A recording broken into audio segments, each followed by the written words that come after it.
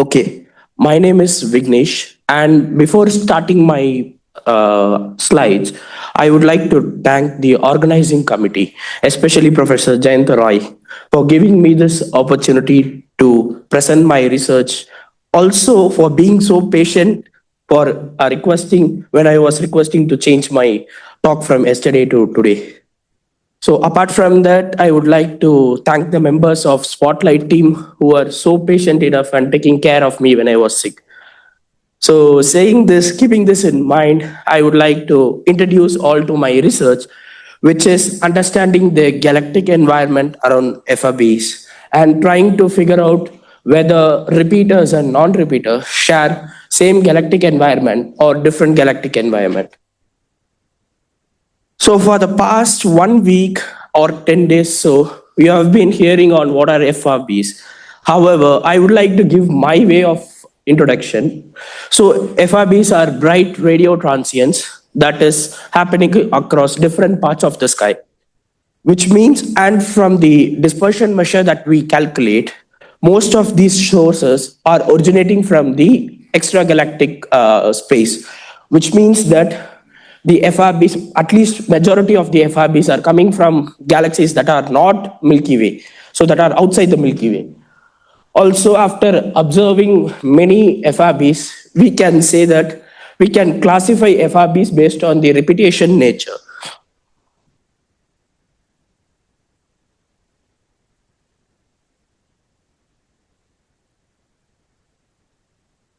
Okay. So we can classify based on the repetition nature.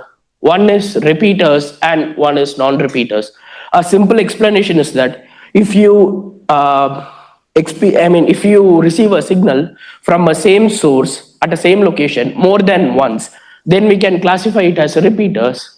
And if you receive only signal for one time from a same source and same location, then we classify it as non-repeaters. Quite easy one. Since we don't know what astrophysical event that produces these kind of FRB signals, here are some of the interesting progenitor candidates for both repeater population and non-repeater population. So for the case of repeaters, people often associate repeater bursts with events from magnetosphere of a magnetar, whereas non-repeaters are often associated with more of a cataclysmic event such as collision between two binary neutron stars that could trigger an FRB event, or accretion induced by white dwarf collapse that could trigger an FRB event. So it is important for us to understand the differences or similarities in these progenitor types. Thereby we can understand the origin of FRB as well. So one way of understanding the differences or similarities is by localizing each FRB to its particular host galaxy and trying to study the properties, or like trying to study the host galaxy itself, which is a tedious process. So here I would like to introduce an alternative way where instead of localizing every FRB to its host galaxy, we can consider a large-scale galactic environment surrounding each FRB, and depending on the number density of the galactic environments, we can try to, at least I try to answer in this analysis whether non-repeating FRBs and repeating FRBs come from same or different galactic environment. So basically, if both the population come from same environment, which means that they could share a same progenitor type. And if it comes from different galactic environment, that means that it could share a different progenitor type. So for the sample selection, I have chosen catalog 1, CHIME catalog 1, which approximately have around 500 sources. And for the galaxy samples, I have chosen YSPS1 catalog. So this is an example of how I calculate the galaxy number density for each FRB, thereby understanding its environment. So if you guys accept and believe that this object is considered to be a CHIME telescope, and sorry for my very crude drawing. So if you believe that this is CHIME telescope and this star corresponds to the location of FRB, and this circle, magenta circle, corresponds to the physical size surrounding the FRB, then I am interested in understanding the galactic environment. I don't want the contribution from foreground or background. So what I do is that I simply reject these contribution by taking a redshift slice around this particular FRB. So for the width of the slice, I use the uncertainty from the McQuart relation. So if you solve DMIGM versus Z, you can find a spread of the function. So I can get the uncertainty by solving how spread it is. And using that, I can calculate the upper bound and lower bound of the redshifts for each FRB source, which I'll use as width parameter here. So this is projected on the image on the right side. So basically this box consists of 100 by 100 megaparsec region across the FRB. And this red star consists of the position of the FRB in terms of galactic coordinates L and B. You might ask, what is physical distance? So basically what I did is that in Python, there is a package called as angular diameter distance, which can convert my galactic coordinates L and B into its physical distances with the help of the redshift of FRB. So this physical distance represents such calculation. So what I basically do is that I count the number of galaxies within this fixed aperture. The size of this aperture is around 6 megaparsec. And basically there are there are 303 galaxies within this fixed size, at least for this case of this particular FRB.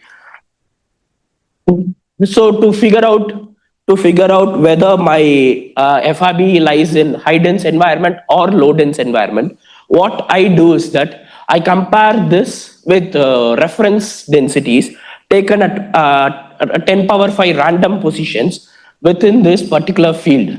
So this aperture, this random aperture will also have the same physical size of 6 megaparsec. And I'll calculate the number of galaxies within each such random aperture and try to estimate the galaxy number density. So, okay, once I got the galaxy number density, is this enough to calculate my density, environment? No. We want to normalize to avoid some biases that is created on the observational side.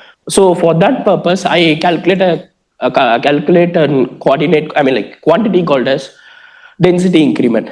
So if we believe that rho I is the the galaxy number density of ith aperture, and sigma p is the standard deviation of the entire distribution, the first stage what I do is that I'll introduce a quantity called as delta I, which is nothing but a normalization of each galaxy number density of each aperture with the standard deviation of the entire distribution. So after that, I will make sure that my histogram, peak of the histogram coincides with 0, so that I can clearly identify whether my FRB is in high dense environment or low dense environment. So for this particular FRB, this is one of the examples that I've used in my analysis. So for this particular FRB, which is shown in the previous slide, you can see these are same FRBs. So this green color corresponds to the galaxy number density at the position of FRB. And this entire distribution corresponds to the galaxy number density of random apertures. So from this, it is clearly shown that my FRB lies in 6 sigma level high dense environment compared to the reference apertures. So the significance of doing these kind of normalization is that first is we can avoid Malmicus bias, which is an observational bias that usually happens when we try to use galaxy catalog. So basically what does it mean is that there is a chance or preference of observing intrinsically bright objects than faint objects. So these could introduce some observational biases, and that is called as Malmicus bias. So by doing this normalization, we can overcome this bias. Also, by doing this kind of normalization, it is easy for us to figure out whether my FRB lies in overdense or underdense region compared to my reference densities. After doing the same process for all the FRBs, so I forgot to mention that for my analysis, I have taken 238 of non-repeaters and 26 of repeaters. You might ask why this particular number, because I have certain selection criteria which an FRB has to satisfy in order to include in my analysis. And after passing certain selection criteria, these are the results. You can see that from the p-value after doing the KS test, there is not much significance in terms of the difference between repeaters and non-repeaters galactic environment. However, we didn't stop our analysis here, because in previous lectures, previous literature studies like Ravi et al. 2019, James 2023, and Yamasaki et al. 2024, they claim that at least certain amount of non-repeaters from chime sample are supposed to be repeaters if we observe them for long period of time. In that sense, those data points are supposed to bias our results. So it is our duty to remove those data points and redo the analysis once again. So this is what I mean, the concept of repeater contamination. You can see that this GIF corresponds to the field of view of chime telescope, which is very narrow. And the figure on the right side is the dynamic spectra and the light curve for a famous FRB, which is the galactic magnetar. Let us assume that since my chime field of view is very narrow, it was only able to view this part of the spectrum and did not view this part of the spectrum. In that sense, we only have one peak, one signal from a same source. So we classify it as non-repeaters. However, if we increase the time window, there is a chance that we could have captured the second burst. So this is what I mean by misclassification. So technically this is supposed to be a repeater, but due to the time constraint and observational time window, it is classified as non-repeater. So at least for the previous literatures, they claim that at least 50% of such contamination has happened in my chime catalog 1, which we want to remove it. So this is again a very crude drawing of what I'm trying to do here. So if we believe that this red curve corresponds to the PDF of confirmed repeaters, then my goal is to statistically remove the blue data points that are very close to this red curve, thereby obtaining true values of non-repeaters. So this process is completely random, which means that different, so let's take a way of removing these could result in one p-value. Then another set of these removal could result in different p-value, which means that we have to consider to remove these kind of selection biases in my later part of the analysis. So this is the result after doing such removal process. You can see that initially my non-repeaters count was around 238, but now it is reduced to 119, which is technically 50% of my initial point. So now you can see that from the p-value, it is evident that my repeaters and non-repeaters share a different galactic environment compared to this p-value. Also, if you look closely, we can see that the repeaters are often originating in low-dense galactic environment compared to non-repeaters. So is it enough to declare that my repeaters or non-repeaters are coming from same or different galactic environment? The answer is no, because KS test is a statistical test, which means that if I repeat any statistical test multiple times, the chances of getting the false positive increases. So this is called as look elsewhere effect, LEE. And there are famous methods to overcome these look elsewhere effects. One is Bonferroni correction, another one is home Bonferroni method, and the third one, which I use in this analysis, is like Westphal-Young Min-P method. So this is one of the strongest method to put a strong constraints on these kind of LEE. So the method is pretty much simple. We start with the null hypothesis, which states that my repeaters and non-repeaters are coming from same galactic environment. Then this is the observed p-value that we had, which is done before doing this correction. So how do I do this correction? The first step is that I combine my data. Since according to my null hypothesis, both repeaters and non-repeaters are basically the same. So I combine my repeaters and non-repeaters to make a pseudo data set of 145 samples. Then I split them randomly to get 26 pseudo repeaters, and the rest are supposed to be non-repeaters. Then we perform KS test and store the p-value as pseudo p-value. Then we repeat the same process 10,000 times. So for the fraction of number of times when my pseudo p-value is less than observed p-value, we store the number in a name called as adjusted p-value. And my adjusted p-value is like less than 0.05. We can say that the null hypothesis can be successfully rejected. So this is the working process of Westphalian min-p method. And as I said earlier, that my choice of selecting 50% contamination is completely random. In that sense, I need to remove the selection of any selection of X that is triggered by choosing a different set of non-repeaters. So for that process, I repeat the entire analysis, right from choosing a 50% contamination to doing the Westphal min-p method, entire process 1,000 times to remove such biases. And the figure on the left side, you can see that the x-axis has the adjusted p-value and the y-axis has how many data points basically have this particular p-value.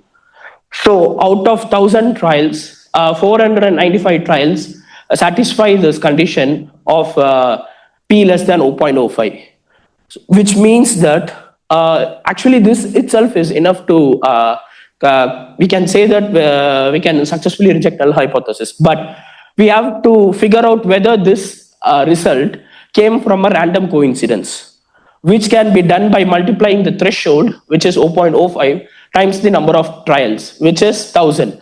So multiplying 0.05 into 1,000 will give you around 50, which means that out of 1,000 trials, let's say 50 trials have satisfied this particular condition. Then during that particular scenario, we can say that we should not reject null hypothesis because this, this 50 trials could have been a result of random coincidence. But you can see that for my analysis, I have got 495, which is almost half the data, almost half the number of trials. Apart from that, Tribbiani et al., a famous paper in genetics. So basically these guys, people from genetics usually use this Westphalian permutation process. So Tribbiani et al., what he claims is that, so you can see there is a cluster of data points near 0. Basically there is a high cluster of data points near 0, which also indicates that this is a result when your data has a true significant difference and it is not a chance, it is not a result of chance, random coincidence. So keeping these two in mind, we can successfully reject the null hypothesis and state that my repeaters and non-repeaters are coming from different environment. So also we wanted to figure out, so initially we started by using 50% as the threshold, and we rejected 50% to obtain our results. But we wanted to figure out at what percentage of repeater contamination you can see a clear difference between repeaters and non-repeaters. So this line corresponds to the case where we can, so basically if my data point is above this line, we can reject null hypothesis, and my data points are below this line, we have to consider null hypothesis. So you can see that approximately somewhere between 30 to 40%, and above the threshold of 40%, it is evident that we can see a clear significant difference between repeaters and non-repeaters. So to conclude my talk, using our statistical method, we have figured out that repeaters and non-repeaters share a different galactic environments. Thereby, it could share different progenitor types as well. Yeah. So for the future works, I would like to do the same analysis and compare with different progenitor scenarios like supernova, type 1 supernovae or LGRBs, SGRBs that could show any differences or similarities. Thank you. Time for one or two questions.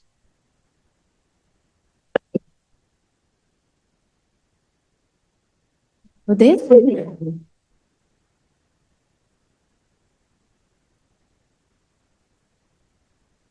Hi, very interesting talk. I was just curious that in one of the slides you were talking about how you decided sample for your studies, those 238 and 36. Yeah. And you said it need to be fulfilled those FRBs need to fulfill certain criteria to be included in your study. What are those criteria? Yeah, actually, I recently included this. So you can see this is from my paper, and these are the criteria for an FRB to satisfy. So basically, the FRB should have the sky coverage, same sky coverage as YPS1. Then the galactic magnitude should be about 20 degree. The reason for this is that, so if my source is below 20 degree, the chances of getting a good image reduces because of the interstellar dust contribution. Then I should have the redshift range of less than 0.8 because the completeness of YPS1 catalog reduces above 0.8. So also for my, since I use McQuart relation, DMIGM versus redshift and I solved the I solved that particular equation to get the FRB redshift. There is a chance that for some FRBs, we could also get a negative redshift. So those are rejected. Then, so even if we are above 20 degree, there is still a chance that my galactic field around FRB is somewhat inhomogeneous, which means there is a clumps of data point in one particular place, and there is a huge gap around one particular position. So if I take the galaxy number density for different apertures in that particular sample, that could also possibly bias my sample. So these are the FRB criteria that I use to take my sample. Thank you. And is this paper somewhere online? Is submitted? Yeah, I have just submitted. I'm just waiting for the response. Cool. I'll see it on archive then.